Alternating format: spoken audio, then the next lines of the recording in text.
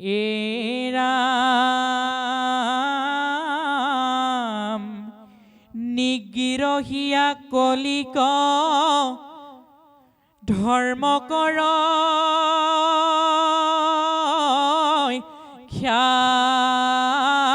কৰি জুৰাইলন্ত তপহস্য দয়া তিনি ভৰি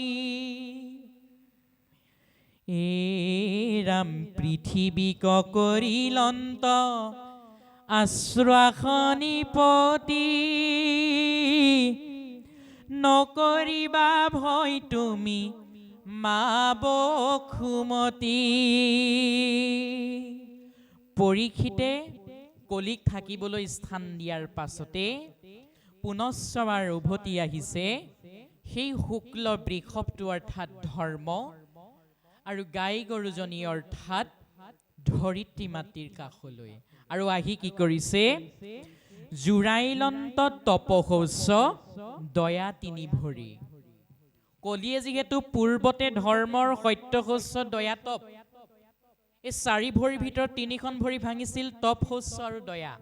কলিক পঠিওৱাৰ পাছতে পুনশ্চবাৰ নিপতি পৰীক্ষিত ধৰ্মৰ ওচৰলৈ আহি পূৰ্বতে কলিয়ে ভাঙি থৈ যোৱা ধৰ্মৰ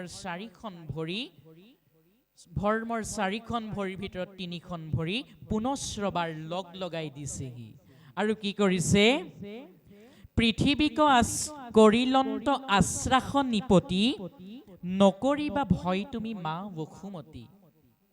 পৰীক্ষিতে বসুমতী মাতৃক অৰ্থাৎ পৃথিৱী মাতৃৰ ওচৰত আহি আশ্বাসবাণী প্ৰদান কৰিছে যে হে মাতৃ ধৰিত্ৰী তোমালোকৰ শত্ৰুক মই এতিয়া বহু যোজন দূৰলৈ পঠিয়াই দিছো, গতিকে তোমালোকে মনৰ পৰা ভয় ভাৱটো পৰিত্যাগ কৰা। এইদৰে পৰীক্ষিতে ধৰিত্ৰী মাতৃক আশ্বাসবাণী প্ৰদান কৰিছে। পৰীক্ষিতে কৈছে যে যাৱে থাকো মই মহা দুষ্টৰ অন্তক নাহি কিছু ভয় বুলি নমিলা ধৰ্মক। পৰীক্ষিতে কৈছে যে যেতিয়ালৈকে মই থাকিম তেতিয়ালৈকে মোৰ ৰাজ্যৰ মহন্তৰ ওপৰত কোনো অধৰ্মীয় অত্যাচাৰ কৰিব নোৱাৰিব। মোৰ ৰাজ্যখনত মই থকালৈকে কেতিয়াও অধৰ্মই গা কৰি উঠিব নোৱাৰিব বুলি কৈ পুনশ্চবাৰ প্ৰণিপাত জনাইছে সেই শুক্ল বৃষভটিক অৰ্থাৎ ধৰ্ম।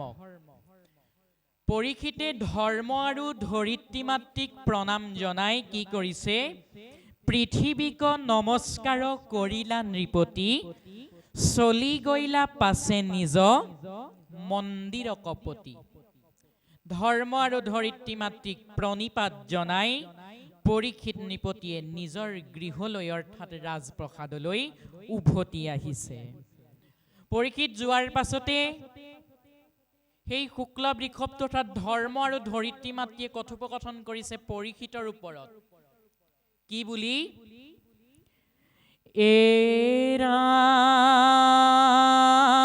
এৰাম কি কহিবু কৌৰৱ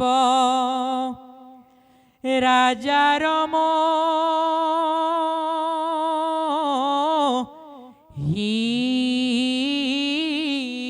মহিমাক দ্ৰোণীৰ ব্ৰহ্মাস্ত্ৰ বহিনী নদহিলে যাক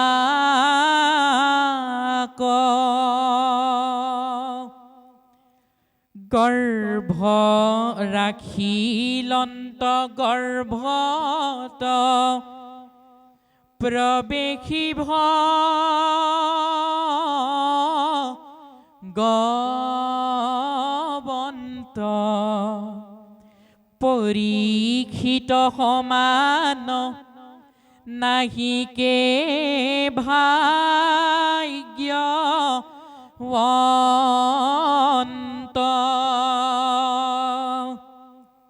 ধৰ্মই ধৰিত্ৰী মাতৃক কৈছে যে কি কহিব কৌৰৱৰ ৰাজাৰ মহিমাক দ্ৰোণীৰ ব্ৰহ্মাস্ত্ৰৰ ব্ৰহ্মী নদহিলে যাক।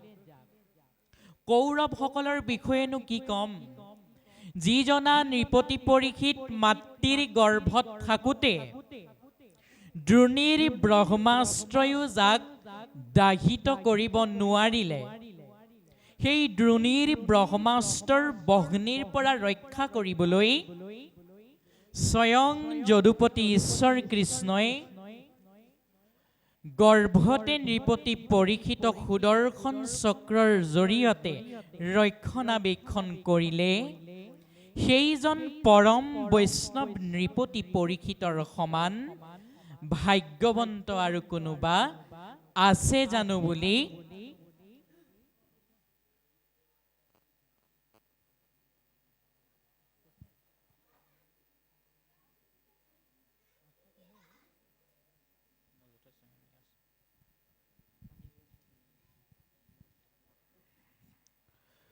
যিজনা পৰীক্ষিতক মাতৃৰ গৰ্ভতে যদুপতি ঈশ্বৰ কৃষ্ণৰ সুদৰ্শন চক্ৰই ৰক্ষা কৰিলে, সেইজনা পৰীক্ষিতৰ সমান ভাগ্যৱন্ত আৰু কোনোবা আছে জানো বুলি কৈছে।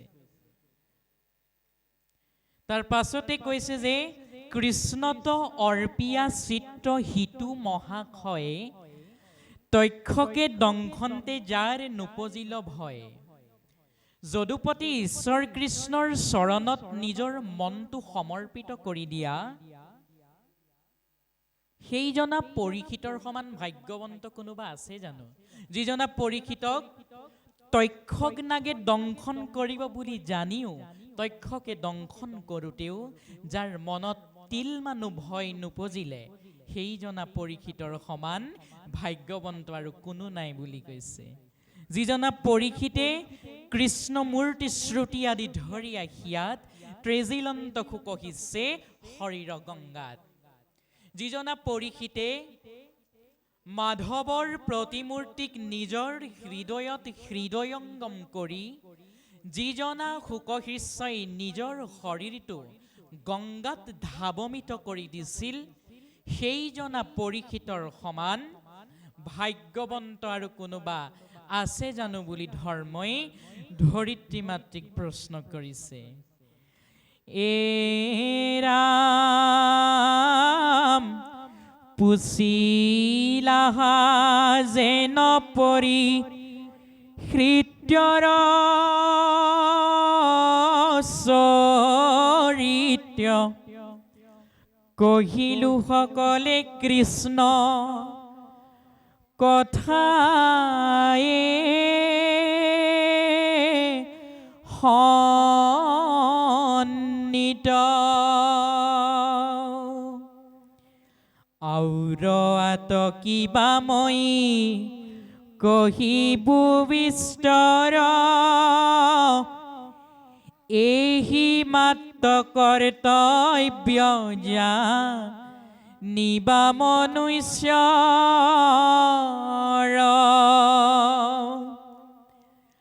কহুৱাৱে কৃষ্ণ কথা, কহুৱাৱে শুনিও শাস্ত্ৰৰ সবিহাৰ, কৃষ্ণ চৰণক পাইবে ঈশ্বাসে যাৰ। কৃষ্ণ গুণ নাম মাত্ৰ কৰোক কীৰ্তন, আউৰ আন কৰ্মত কমন প্ৰয়োজন।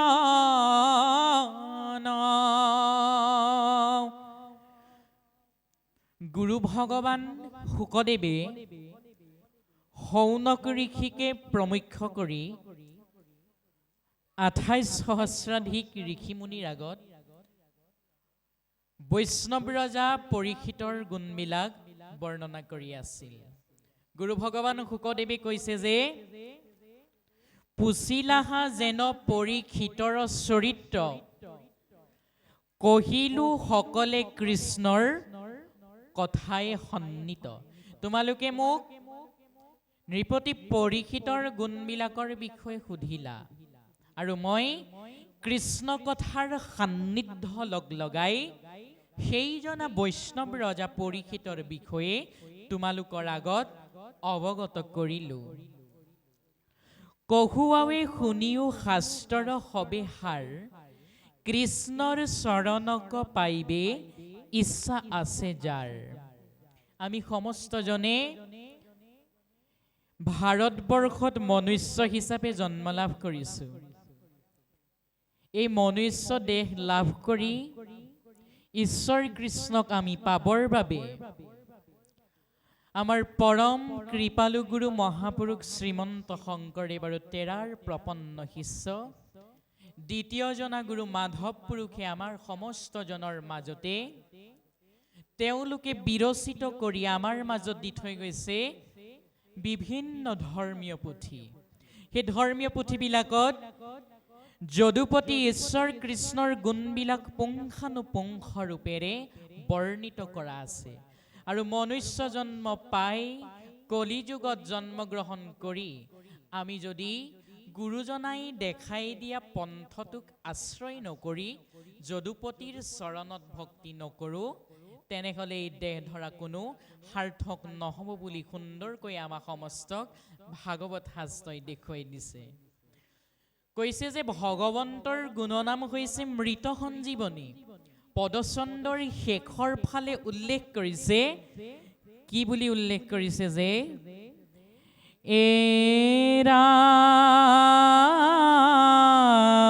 ৰাম শুনা যেন গুণ আছে ৰামৰ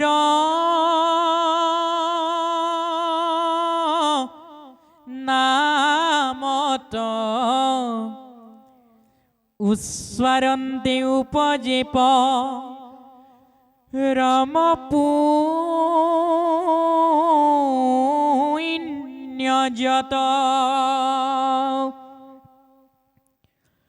মৰা কুজিয়াও ইটো অমৃত ঔষধ, হেন নাম নধৰিয়া আপুনি যাই অধ। সুন্দৰকৈ কৈছে, শুনা যেন গুণ আছে ৰামৰ নামত।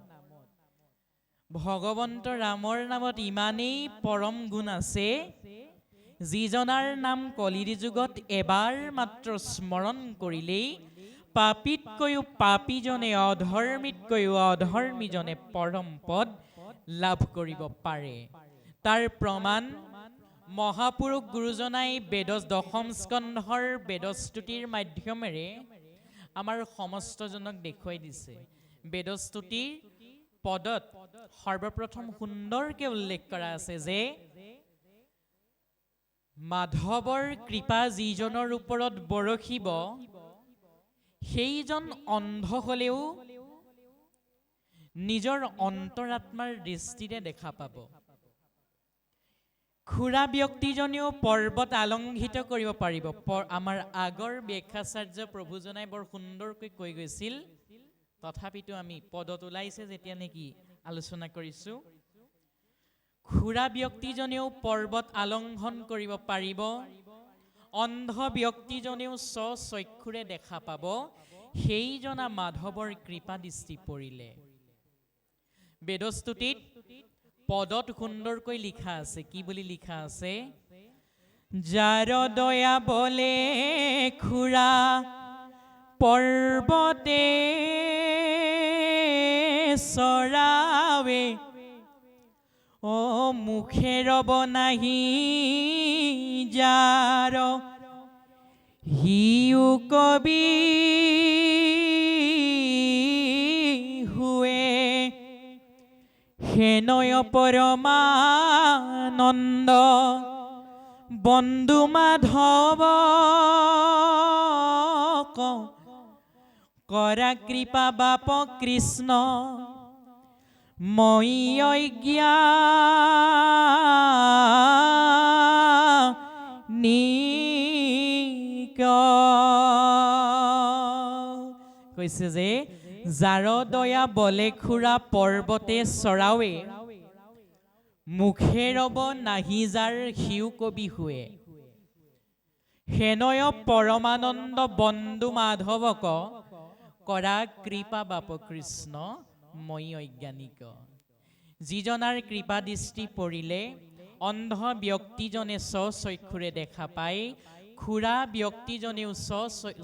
ব্যক্তিজনেও পৰ্বত আলংঘিত কৰিব পাৰে সেইজনা ঈশ্বৰ কৃষ্ণৰ জয় ঘোষণা কৰিবলৈকে বেদশ্ৰুতিৰ পদচন্দ্ৰই আমাক সমস্ত জনকে উপদেশ প্ৰদান কৰিছে কৈছে যে মৰাকো জীয়াৱৈ ইটো অমৃত ঔষধ হেন নাম নধৰিয়া আপুনি যায় অধ সেই ৰামকৃষ্ণ নামৰ ইমানেই মহিমা আছে যে মৃত ব্যক্তিজনকো জীৱিত কৰি তুলিব পৰা মৃত সঞ্জীৱনী ঔষধেই হৈছে যদুপতি ঈশ্বৰ কৃষ্ণৰ নাম আৰু তেনে এক মহিমাময় তেৰাৰ গুণনামকে আমি সমস্তই যদি নিজৰ জীৱনৰ লক্ষ্য হিচাপে ধৰি নলওঁ তেনেহলে আমি আমাৰ নিজৰ জীৱনটোক নিজেই অধোগামী কৰাৰ দৰে হ'ব বুলি পদচন্দ্ৰই আমাৰ সমস্ত জনকে জনাইছে কেতি ক্ষণে ধৰে কালে তাৰো নাহি স্থিতি অদ্যাপি নোপজে ঘূৰ নৰকৰ ভীতি কৃষ্ণৰ কিংকৰে কহে গতি হৰি নাম ঘুখি সঘনে নিৰন্তৰে ৰাম ৰাম হৰি ৰাম ৰাম ৰাম ৰাম কৃষ্ণ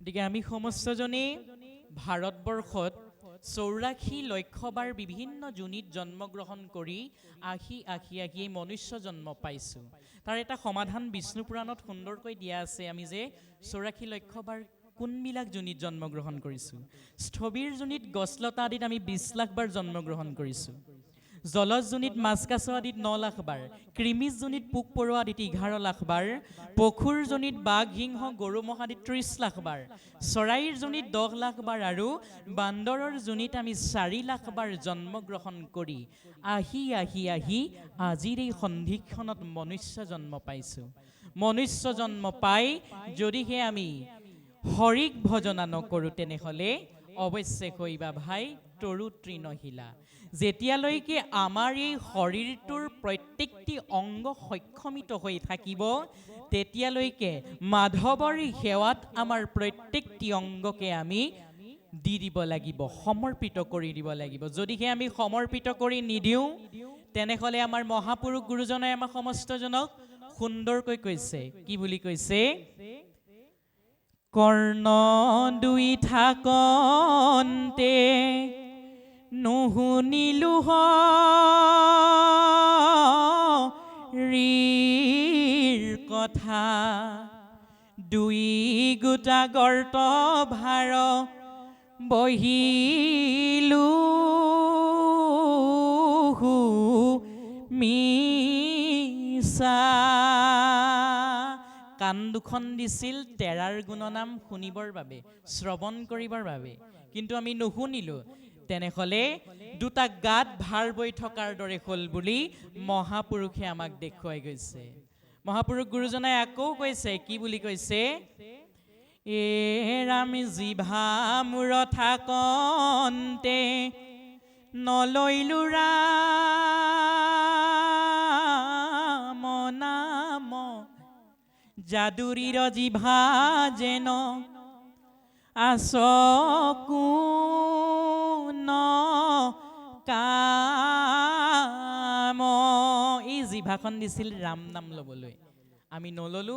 তেনেহ'লে আমাৰ জিভাখনক যাদুৰীৰ জিভা অৰ্থাৎ ভেকুলীৰ জিভাৰ লগত মহাপুৰুষে তুলনা কৰি দিছে। তাৰ পাছত কৈছে, অ পাৱ দুই থাকন্তে নগৈলো ক্ষেত্ৰস্থান, মূৰ পাৱ ভৈল বৃক্ষ সিপাৰ মান। ভৰি দুখন দিছিল সাধুৰ সংগলৈ যাবলৈ, ভকতৰ সংগলৈ যাবলৈ, আমি নগলো। তেনেহ'লে আমাৰ ভৰি দুখনক বৃক্ষৰ শিপাৰ লগত তুলনা কৰি দিছে মহাপুৰুষ গুৰুজনাই। কৃষ্ণ কৃত্য নকৰিয়া ভৈলো বৰ বৰ, ইটো হস্ত্ৰ বাহু মিছা মৃত কহবৰ। হাত দুখন দিছিল তেৰাৰ কৰ্ম কৰিবৰ বাবে, আমি নকৰিলোঁ। তেনেহ'লে আমাৰ হাত দুখনক, আমাৰ বাহু দুটাক মৃত বুলি ঘোষণা কৰি দিছে মহাপুৰুষে। গতিকে যেতিয়ালৈকে আমাৰ শৰীৰটো প্ৰত্যেকটি অংগ সক্ষমিত হৈ থাকিব, তেৰাৰ চৰণত, ভকতৰ চৰণত, ভকতৰ সেৱাত, যদুপতিৰ সেৱাত আমাৰ প্ৰত্যেকটি অংগকে আমি দিব লাগিব, সমৰ্পিত কৰি দিব লাগিব। আমি সমস্তজনে যদুপতিৰ গুণনামত আশ্ৰয় গ্ৰহণ কৰিব লাগিব। তেৰাত আমি শৰণাপন্ন হ'ব লাগিব। তেৰাৰ চৰণত আমি সমস্তজন শৰণাপন্ন হ'লেহে এই পঞ্চসাগৰ কেইখন, ভৱসাগৰখন অতি সহজতে পাৰ হৈ যাব পাৰিম। সংক্ষেপতে ক'ব লাগিব শৰণৰ কথাটো যিহেতু ওলালে যেতিয়া, শৰণ মানে কি? হ মানে মৃতদেহ, ৰ মানে গতি কৰা, আৰু মধন্য় ন মানে হৈছে জ্ঞান লাভ কৰা। এই শৰণৰ দিশ হ'ল চাৰিটা: গুৰুত শৰণ, দেৱত শৰণ, নামত শৰণ আৰু ভকতত শৰণ। গুৰুত শৰণ ল'লে উপদেশ লাভ হয়, দেৱত শৰণ ল'লে জীৱৰ মুক্তি লাভ হয়, নামত শৰণ ল'লে জীৱৰ আনন্দ লাভ হয়, আৰু ভকতত শৰণ ল'লে প্ৰেম ভক্তি আৰু জ্ঞান লাভ হয়। গতিকে আমি সমস্তজনে যদুপতিৰ চৰণত শৰণাপন্ন হ'বই লাগিব। শৰণবিহীন এই মনুষ্য দেহটোক কেঁচা মাটিৰ কলহৰ লগত তুলনা কৰিছে। কেতিয়া ভাগিব তাৰ কোনো হিচাপ নাই, আমি ধৰিবকেই নোৱাৰিম। গতিকে আমি সমস্তজনে তেৰাৰ চৰণত শৰণাপন্ন হ'বই লাগিব। আমি সমস্তজনে পুৱা গধূলি গাওঁ, কি বুলি গাওঁ? যাদৱ যদু নন্দন, মাধৱ মধুসূধন, তুমি নিত্য নিৰঞ্জন, নাৰায়ণ তোমাত লৈলো শৰণ। আমি শৰণ লৈছো বুলি কৈছো, কিন্তু প্ৰকৃত অৰ্থত আমি জানো আজিৰ যুগত শৰণ ল'ব পাৰিছো যদুপতিৰ ওচৰত? আমি শৰণ আজিৰ যুগত কিয় লৈছো? বোলে গৃহখনৰ কন্যাগৰাকী বিয়া দিবৰ সময় সমাগত হৈ আহিছে, শৰণ ভাগ নিদিলে সেই কন্যাগৰাকীৰ হাতেৰে কোনেও চাহ একাপো নাখাব। সেই ভাবি বহুজনে শৰণ দিছে। ইতিমধ্যে পুত্ৰয়ো কন্যা আনি গৃহ সোমোৱা বহি হ'ল, শৰণ ভাগি নিদিলে বিয়া খাবলৈ কোনো নাহিব। সেই ভাবি বহুজনে শৰণ দিছে। তাক কোৱা হৈছে চাহ খোৱা শৰণ আৰু ভাত খোৱা শৰণ। কিন্তু প্ৰকৃত অৰ্থত আমি জানো আমাৰ এই কায় মন বাইক চিত একো চিত্তেৰে সমৰ্পিত কৰি যদুপতি ঈশ্বৰ কৃষ্ণৰ চৰণত শৰণাপন্ন হ'ব পাৰিছো নে নাই, সেই প্ৰশ্নটো আপোনাক সমস্তই নিজকে সুধি চাব, তেতিয়া নিজেই উত্তৰটো পাব। যদুপতি ঈশ্বৰ কৃষ্ণই অৰ্জুনৰ আগত কৈছিল, কি বুলি কৈছিল? অ সৰ্বধৰ্ম এৰি এক শৰণ সাক্ষাৎ, সুদৃঢ় বিশ্বাসে সখী লৈও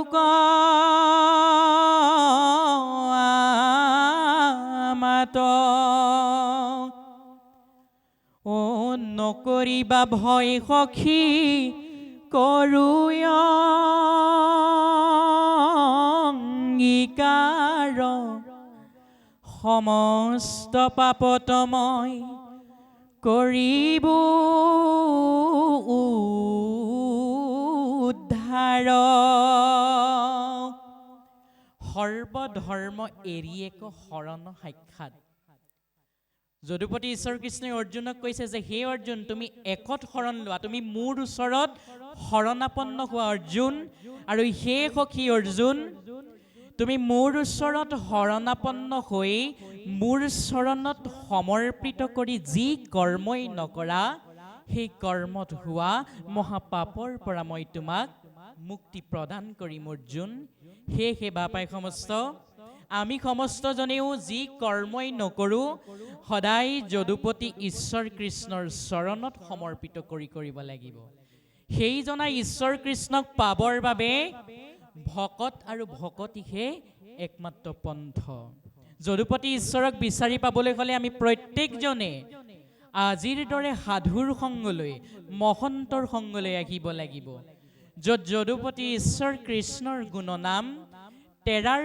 একনিষ্ঠ ভক্তসকলে একান্ত চিত্তেৰে শ্ৰৱণ কীৰ্তন কৰি থাকে সেই স্থানতহে যদুপতি ঈশ্বৰ কৃষ্ণ থাকে আৰু তেৰাক পাবলৈ হ'লে আমি সমস্তজন আজিৰ দৰে ভকতৰ সংগলৈ সাধুৰ সংগলৈ আহিবই লাগিব যদুপতি ঈশ্বৰ কৃষ্ণই নাৰদক কৈছিল কি বুলি কৈছিল যে হে নাৰদ মই বৈকুণ্ঠতো নাথাকো যোগীৰ হৃদয়তো নাথাকো নাৰদে প্ৰশ্ন কৰিছে প্ৰভু তুমি সৃষ্টিৰ আদ্যত সৃষ্টিৰ মধ্যত সৃষ্টিৰ অন্তত তুমি সৃজনকাৰী পালনকাৰী আৰু নাশ কৰোতা আকৌ কৈছা তুমি বৈকুণ্ঠতো নাথাকা যোগীৰ হৃদয়তো নাথাকা তেনেহলে যদুপতি তুমিনো প্ৰকৃতাৰ্থত বাস ক'ত কৰা তেতিয়া প্ৰভু ভগৱন্ত ঈশ্বৰ কৃষ্ণই নাৰদক সম্বোধন কৰি কৈছে যে কৃষ্ণে নাৰদক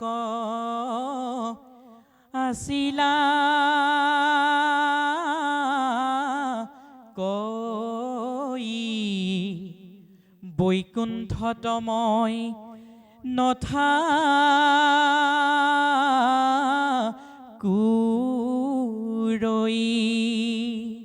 ও যোগী ৰুহিয়া এৰি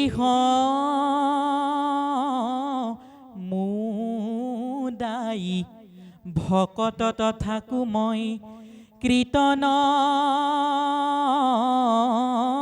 চাই হে নাৰদ মই বৈকুণ্ঠতো নাথাকো যোগীৰ হৃদয়তো নাথাকো য'ত মোৰ একান্ত ভকতে মোৰ গুণনামকে শ্ৰৱণ কীৰ্তন কৰি থাকিব মই সেই স্থানতহে থাকি ভাল পাওঁ নাৰদ সেইবাবে মহাপুৰুষ গুৰুজনায়ো আমাৰ সমস্তজনক দেখাই দিলে কি বুলি দেখাই দিলে যে একান্ত ভকত সবে নিৰ্গুণ কৃষ্ণৰ গুণ গাৱে সদা বখিয়া যথাত বৈকুণ্ঠকো পৰিহৰি যোগীৰ হৃদয় এৰি থাকা হৰি সাক্ষাতে তথাত ভকত বৈষ্ণৱৰ মিলন ভূমি যিহেতু বৈকুণ্ঠ ভূমিত পৰিণত হয় আজি এয়া হৈছে দ্বিতীয় বৈকুণ্ঠ য'ত নেকি যদুপতি ঈশ্বৰ কৃষ্ণ থাকি ভাল পায় য'ত তেৰাৰ একান্ত ভকতে তেৰাৰেই গুণনাম অহৰ্নিশে শ্ৰৱণ কীৰ্তন কৰিব প্ৰভু ভগৱন্ত ঈশ্বৰ কৃষ্ণও তাতে বিৰাজমান হৈ থাকিব বুলি মহাপুৰুষ গুৰুজনায়ো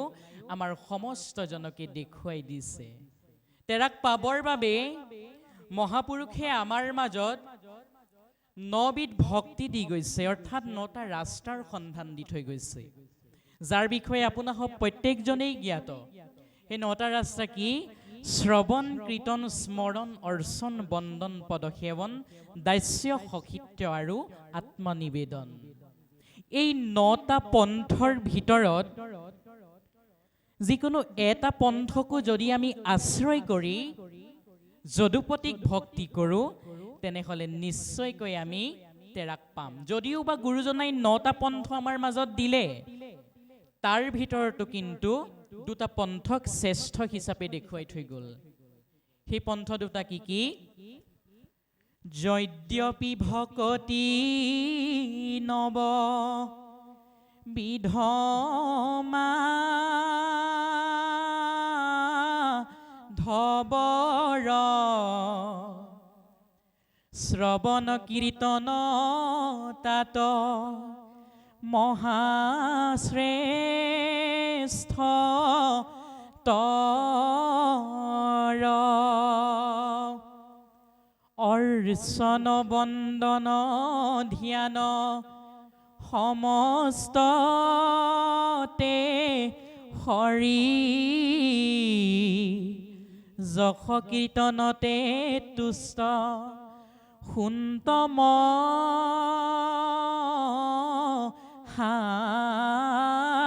হৰি।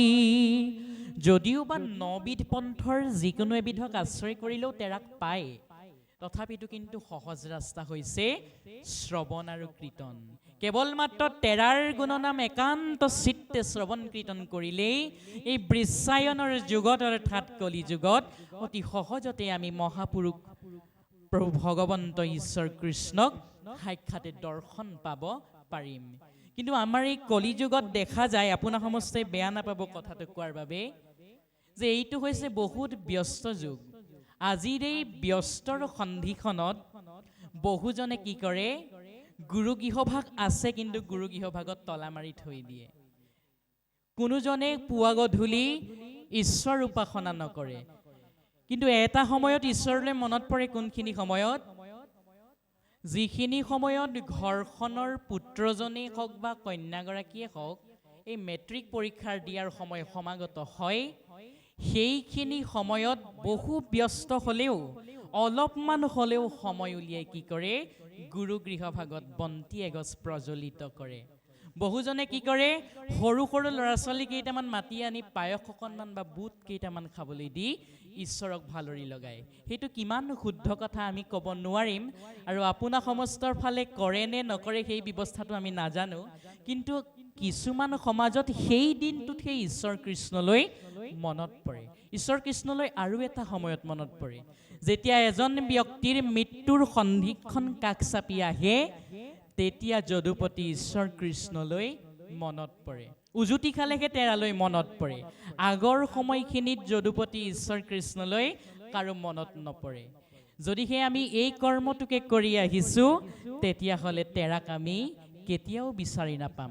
যিমান ব্যস্ত হ'লেও অলপমান সময় উলিয়াই হ'লেও গুৰুজনাৰ দ্বাৰা দেখুৱাই থৈ যোৱা ৯বিধ ভক্তিৰ এবিধক আশ্ৰয় কৰি তেৰাৰ চৰণত যদি আমি ভজনা কৰোঁ, নিশ্চয়কৈ তেৰাক আমি পাম।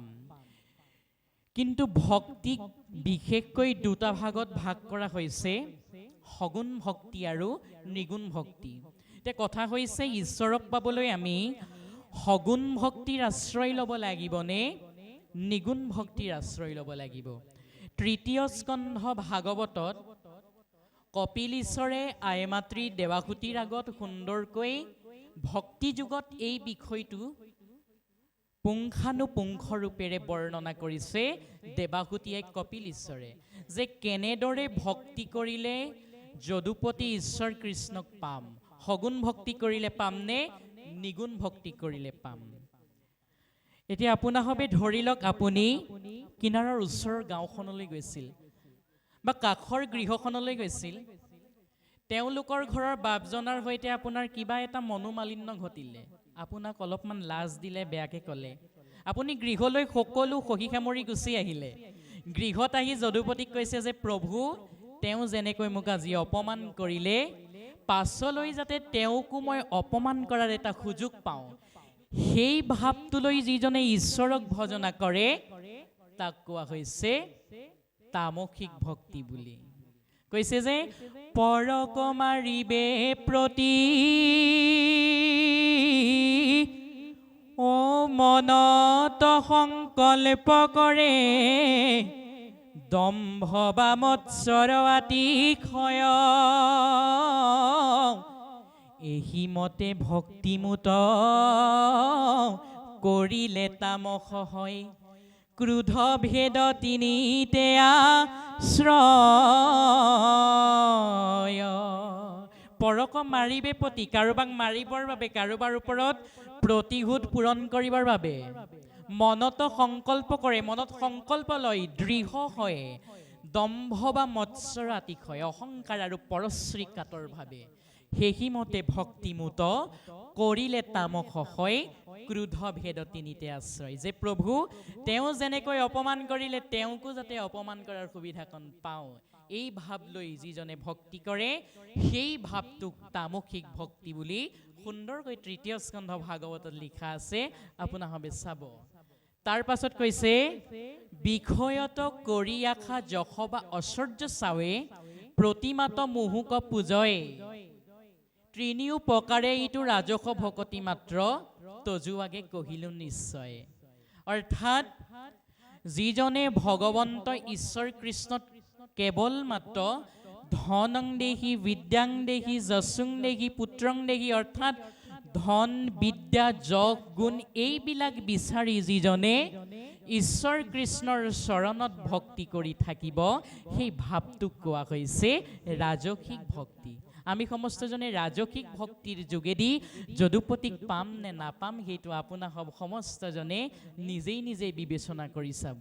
আমি সমস্তজনে সদায় নিৰ্গুণ ভক্তিক আশ্ৰয় কৰিলেহে ঈশ্বৰ কৃষ্ণক সহজতে পাব পাৰিম বুলি ভাগৱতৰ ৩য় স্কন্ধৰ ভক্তি যুগত সুন্দৰকৈ লিখা আছে।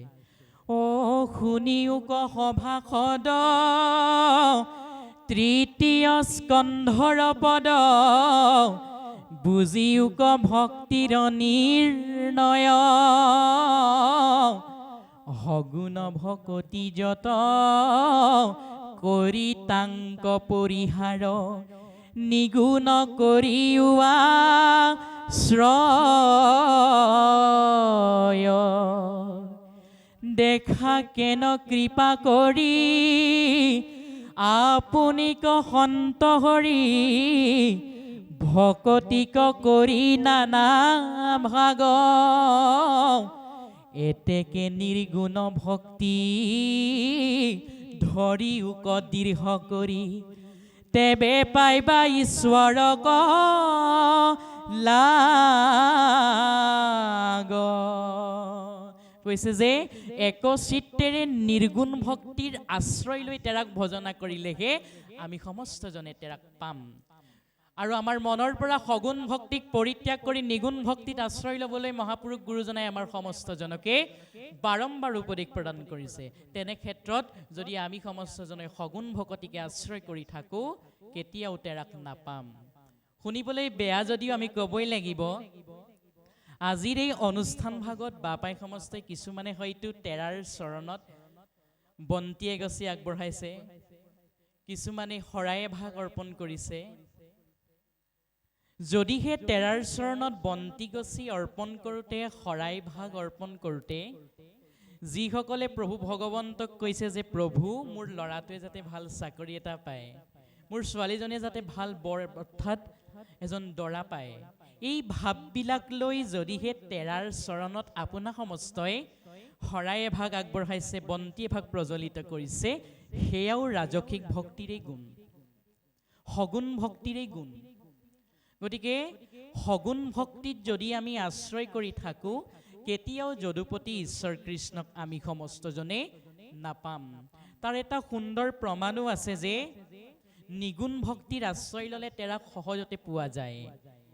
প্ৰমাণটো হৈছে, আমাৰ সময়ো যথেষ্টখিনি কম, যিহেতু আমি কালিলৈ পুনশ্চবাৰ গুৱাহাটীলৈ যাবগৈ লাগিব, অনুষ্ঠান আছে। সেইবাবে আমি আৰু অলপমান আপোনাসৱৰ মাজত আলোচনা কৰাৰ পাছতে আমাৰ প্ৰভুজনাক বেশাখাৰ আসনভাগ এৰি দিম। কৃষ্ণ। এটি কাহিনী আছে, কাহিনীটো হৈছে যেতিয়া কুৰুক্ষেত্ৰ মহাৰণৰ পাছত যদুপতি ঈশ্বৰ কৃষ্ণ নিজ ৰাজ্যলৈ উভতি যাবলৈ লৈছিল, যোৱাৰ সন্ধিক্ষণত বহু ভগৱন্ত ঈশ্বৰে কুন্তি আইৰ ওচৰলৈ গৈছে আৰু গৈ কৈছেগৈ যে আই, ইমান দিনে মই তোমালোকৰ লগত থাকিলোঁ, পঞ্চ পাণ্ডৱক মই যুদ্ধত জয়ী কৰালোঁ, যুধিষ্ঠিৰক ৰজাও পাতিলোঁ, আৰু ইতিমধ্যে মোৰ নিজ ৰাজ্যলৈ উভতি যোৱাৰ সময় সমাগত হৈ আহিছে। গতিকে আই মই যাবই লাগিব, যোৱাৰ আগতে তোমাক কিবা এটা প্ৰদান কৰি থৈ যাম বুলি ভাবিছো, তোমাক কি লাগে কোৱাচোন আই? তেতিয়া কুন্তীয়ে কি বুলি কৈছে? এ ৰাম হে কৃষ্ণ কৃষ্ণ বাপ করু প্রণিপাত,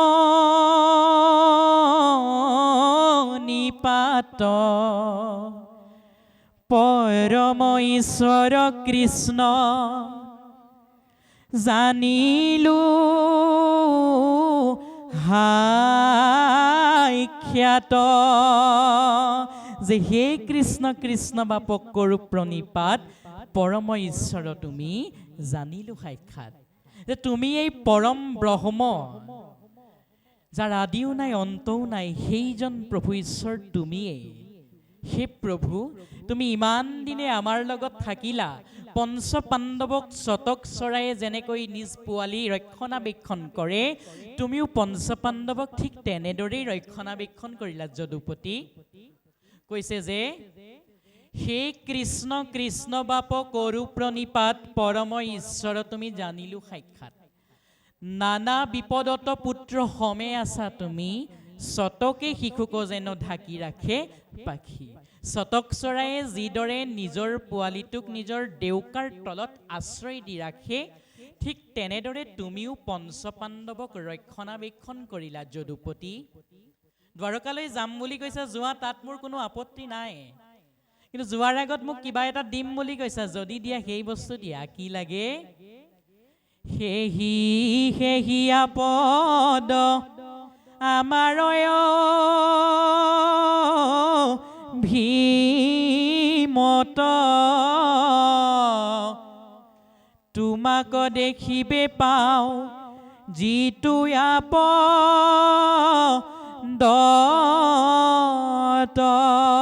প্ৰভু, দিব বিশুদ্ধি বিচাৰিছা, সেই বস্তু দিয়া। কি লাগে?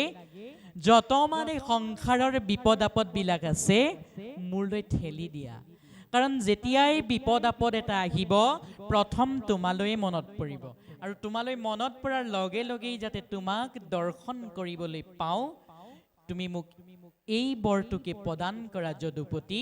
যত মানে সংসাৰখনত অশান্তি আছে, সমস্তবিলাক মোকেই দিয়া, আপদবিলাক মোকেই দিয়া। কিন্তু যদিহে আমি আজিৰ যুগত ঈশ্বৰক দেখা পালোহেঁতেন, তেনেহ'লে কি কৰিলোহেঁতেন? আমাৰ মৃতিৰ কুটুম্বৰ পৰা ধৰি পৰিয়ালৰ সকলোলৈকে চাকৰি বাকৰি ধন বিলাসৰ কামনা কৰিলোহেঁতেন। কিন্তু কুন্তীয়ে কি কামনা কৰিছে? আপদ বিপদৰ কামনা কৰিছে, যাতে যি আপদ আহিলে যদুপতি ঈশ্বৰ কৃষ্ণক স্বয়ং সন্মুখতে দেখা পাব। সেইবাবে তেওঁ আপদ বিপদৰ কামনা কৰিছে যদুপতিৰ পৰা। যদুপতিক কৈছে, দিব যদি বিচাৰিছা আৰু সেই বস্তু দিয়া। কি লাগে? গংগা নদীখন সাগৰৰ অভিমুখে যাত্ৰা কৰোঁতে বাটত বহু জাজিয়ে বাধা দিলেও, জাজিৰ বাধা পায়ো গংগা যেনেকৈ উভতি নবৈ সাগৰত পৰেগৈ, ঠিক তেনেদৰে ময়ো পঞ্চ পাণ্ডৱক লগত লৈ সংসাৰ যাত্ৰা কৰোঁতে নানা বিপদ আহিলেও সৰ্বপ্ৰথম যাতে তোমালৈ মনত পৰে, সেই সম্পত্তিহে তুমি মোক প্ৰদান কৰা। কৈছে, যেন জাজি গংগা কণী ৰুধক ৰে যদি, সাগৰত পৰয় তথাপি দেৱ নদী। যে প্ৰভু, গংগা নদীখন যাত্ৰা কৰোঁতে জাজিয়ে বাধা দিলেও উভতি নোবোৱাকৈ যেনেকৈ সাগৰত পৰেগৈ, পঞ্চ পাণ্ডৱক লৈ ময়ো সংসাৰ যাত্ৰা কৰোঁতে বিপদ বিঘিনি আহিলে সৰ্বপ্ৰথম যাতে তোমালৈ মনত পৰে, সেই সম্প্ৰতিটোকে তুমি মোক প্ৰদান কৰা বুলি কুন্তীয়ে যদুপতি ঈশ্বৰ কৃষ্ণৰ চৰণত আহ্বান জনাইছে। কুন্তীয়ে কৈছে, ক'ব লগা বহুত আছিল, কিন্তু বিদায়ৰ সন্ধিক্ষণ যিহেতু মই আৰু ক'ব নোৱাৰো প্ৰভু, কেৱল মোক আপদ বিপদ লাগে, যাতে আপদ বিপদ হ'লে সৰ্বপ্ৰথম তোমাকেই দেখা পাওঁ। কুন্তীৰ ভক্তিভাৱত প্ৰসন্ন হৈ যদুপতি ঈশ্বৰ কৃষ্ণই কি কৈছে? যে পেহীদেউ, তুমি মোক ইমানেই যিহেতু ভক্তি কৰিছা, দ্বাৰকালৈ যাম বুলি ভাবিছিলোঁ, কিন্তু তোমাৰ ভক্তিভাৱে মোক দ্বাৰকালৈ যাবলৈ নিদিলে। মই দ্বাৰকালৈ নাযাওঁৱেই দিয়া। অ' নাযাইবো দ্বাৰকা বুলি পালতি লাহৰি, দুনাই গৃহে পখিলা কুন্তি কোৱা কৰি। কুন্তীৰ ভক্তিভাৱে ঈশ্বৰ কৃষ্ণক মেৰিয়াই ধৰিলে আৰু দ্বাৰকালৈ যাবলৈ ওলোৱা কৃষ্ণ স্বয়ং পুনশ্ৰবা উভতি আহিবলগীয়া হৈছে পেহীয়েক কুন্তীৰ ওচৰলৈ। এয়াই হৈছে ভক্তিৰ বান্ধোন। ভক্তিৰ বান্ধোনৰ জৰিয়তে আমি সমস্তজনে ঈশ্বৰ কৃষ্ণক আমাৰ ওচৰত ৰাখিব পাৰিম। তেৰাক পাবলৈ হ'লে ভক্তিয়েই একমাত্ৰ পন্থা। আমি সমস্তজনে ভক্তিৰ আশ্ৰয় ল'বই লাগিব। হে মোৰ আজন্মৰ সেৱাৰস্থলীৰ বাপ বান্ধৱ আই মাতৃসৱ, সময় আমাৰ ক'ব লগা বহুত আছিল, যথেষ্ট সময় আমি ক'লো।